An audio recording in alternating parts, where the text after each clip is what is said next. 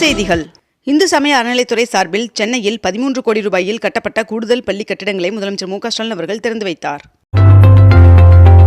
சென்னையில் ரிசர்வ் வங்கி சுரங்கப்பாதை பாலத்தில் சீரமைப்பு பணிகள் நடைபெறுவதால் ஜூன் 29ஆம் தேதி முதல் அது ஒரு வழிப்பாதையாக மாற்றப்படுகிறது என்று தகவல் தெரிவிக்கப்பட்டுள்ளது.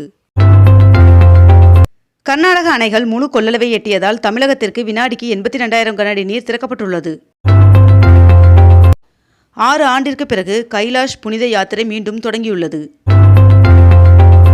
பொறியியல் மாணவர் சேர்க்கைக்காக தரவரிசை பட்டியல் வெளியிடப்பட்டுள்ள நிலையில் 144 பேர் 200க்கு 200 கட் ஆஃப் மதிப்பெண் பெற்று சாதனை படைத்துள்ளனர். வருகின்ற ஜூலை 7ஆம் தேதி அமித்ஷா அவர்கள் சென்னை வருகை தர உள்ளதாக தகவல் வெளியாகியுள்ளது. காஞ்சிபுரம் வரதராஜ பெருமாள் சுவாமி கோவிலில் தங்கப்பள்ளி வெள்ளிப்பள்ளி அத்திகிரி மலையின் தெற்கு பகுதியில் இடமாற்றம் செய்யப்பட்டுள்ளதாக தெரிவிக்கப்பட்டுள்ளது. சென்னையில் 2வது புதிய ஏசி மின்சார ரயில் ஐசிஎஃப் தொழிற்சாலையில் உருவாக்கப்பட்டு வருவதாக தெரிவிக்கப்பட்டுள்ளது.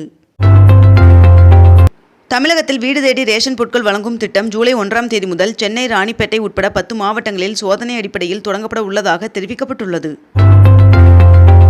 அதிமுக பொதுச் செயலாளர் எடப்பாடி பழனிசாமி அவர்கள் மக்களை காப்போம் தமிழகத்தை மீட்போம் என்ற நோக்கத்துடன் வருகின்ற ஜூலை 7ஆம் தேதி முதல் 21ஆம் தேதி வரை சட்டமன்ற தொகுதி வாரியாக சுற்றுப்பயணம் மேற்கொள்ள உள்ளதாக தகவல் வெளியாகியுள்ளது. கொடைக்கானலில் சுற்றுலா தலங்களுக்கு செல்ல விதிக்கப்பட்டிருந்த தடை உத்தரவு திரும்ப பெறப்பட்டுள்ளது. 22 கேரட் ஆபண தங்கத்தின் விலை சவரனுக்கு 440 ரூபாய் குறைந்து ஒரு சவரன் 71,440 ரூபாயாகவும் 1 கிராம் 8,930 ரூபாய்க்கும் விற்பனை செய்யப்பட்டு வருகிறது. இதனைத் தொடர்ந்து 1 கிராம் வெள்ளியின் விலை கிராமிற்கு 1 ரூபாய் குறைந்து 1 கிராம் வெள்ளி 119 ரூபாய்க்கு விற்பனை செய்யப்பட்டு வருகிறது. உஸ்பெகிஸ்தானில் நடைபெற்ற செஸ் போட்டியில் தமிழ்நாடு வீரர் பிரக்ஞானந்தா அவர்கள் சாம்பியன் பட்டம் வென்று சாதனை படைத்துள்ளார். விருதுநகர் மாவட்டத்தில் மினி டைட்டில் பூங்கா அமைக்க தமிழ்நாடு அரசு டெண்டர் கோரியுள்ளது. அனைத்து அரசு உதவி பெறும் பள்ளிகளிலும் காலை உணவு திட்டம் ஜூலை 15ஆம் தேதி முதல் தொடங்க தமிழ்நாடு அரசு நடவடிக்கை மேற்கொண்டுள்ளது. தமிழ்நாட்டில் பொறியியல் படிப்பிற்கான பொதுப்பிரிவு கலந்தாய்வு ஜூலை 14ஆம் தேதி தொடங்கி ஆகஸ்ட் 17ஆம் தேதி வரை நடைபெறும் என்று அமைச்சர் செலியன் அவர்கள் தெரிவித்துள்ளார். பிரிக்ஸ் அமைப்பின் உச்சி மாநாட்டில் பங்கேற்பதற்காக பிரதமர் நரேந்திர மோடி அவர்கள் அடுத்த வாரம் பிரேசில் செல்ல உள்ளதாக தகவல் வெளியாகியுள்ளது. முதலமைச்சர் மு க ஸ்டாலின் அவர்களின் தலைமையில் இன்று மாலை 6 மணிக்கு காணொலி காட்சி வாயிலாக திமுக மாவட்ட செயலாளர்கள் ஆலோசனைக் கூட்டம் நடைபெற உள்ளதாக தெரிவிக்கப்பட்டுள்ளது. தமிழக பாஜக முன்னாள் தலைவர் அண்ணாமலை அவர்களுக்கு தேசிய அளவில் பொறுப்பு வழங்கப்படும் என்று மத்திய அமைச்சர் அமித்ஷா அவர்கள் மீண்டும் தெரிவித்துள்ளார்.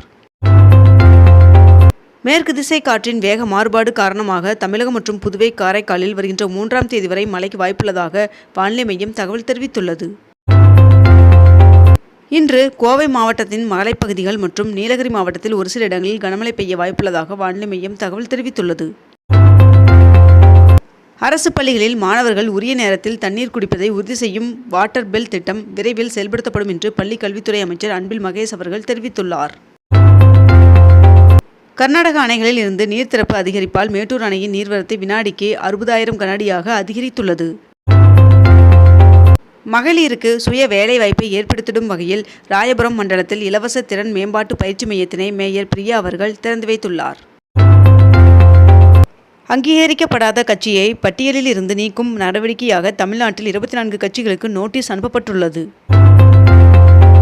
அதிமுகவில் 2 மாவட்ட செயலாளர்களை மாற்றி அக்கட்சியின் பொதுச் செயலாளர் எடப்பாடி பழனிசாமி அவர்கள் உத்தரவிட்டுள்ளார்.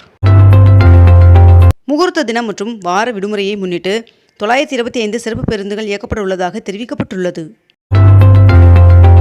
தமிழ்நாட்டில் தென்மேற்கு பருவமழை இயல்பை விட 22% கூடுதலாகவும் குறிப்பாக சென்னையில் இயல்பை விட 24% கூடுதலாகவும் பெய்துள்ளது என்று தெரிவிக்கப்பட்டுள்ளது. தமிழக காங்கிரஸ் தலைவர் செல்வ பெருந்தகை அவர்கள் பாமக நிறுவனர் ராமதாஸ் அவர்களை சந்தித்தார். கோவில் விழாக்களில் முதல் மரியாதை கொடுக்கும் நடைமுறையை நிறுத்த உயர்நீதிமன்றம் உத்தரவு பிறப்பித்துள்ளது. நெல்லையப்பர் சுவாமி கோவிலில் ஜாதி அடையாளங்கள் இல்லாத வகையில் தேர் திருவிழா நடத்த வேண்டும் என்று உயர்நீதிமன்ற மதுரை கிளை உத்தரவு பிறப்பித்துள்ளது. தமிழ்நாடு வேளாண் பல்கலைக்கழகத்தின் கீழ் இளநிலை 1ஆம் ஆண்டு மாணவர் சேர்க்கை தரவரிசை பட்டியல் வெளியானது.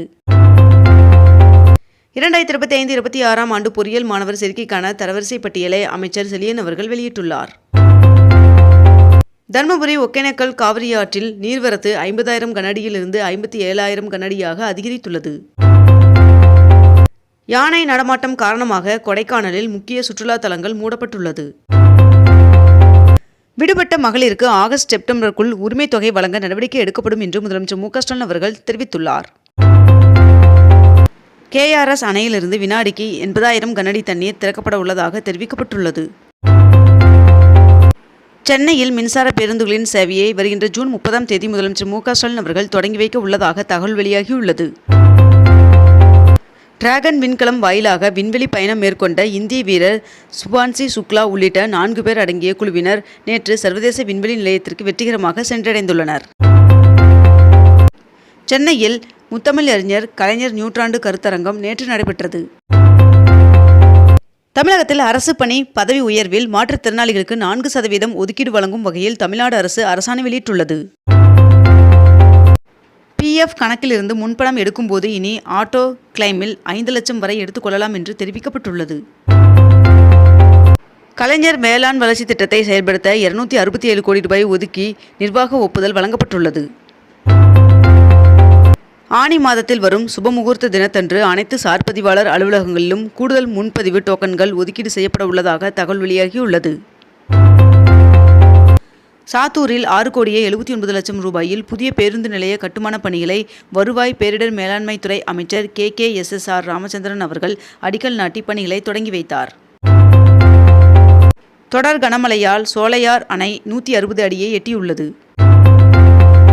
திருநெல்வேலி மாநகர பகுதியில் நிலவும் போக்குவரத்து நெரிசல் பிரச்சினைக்கு தீர்வு காணும் வகையில் 370 கோடியில் 33 கிலோமீட்டர் தூரத்தில் நெல்லை மேற்கு புறவழிச்சாலை அமைகிறது.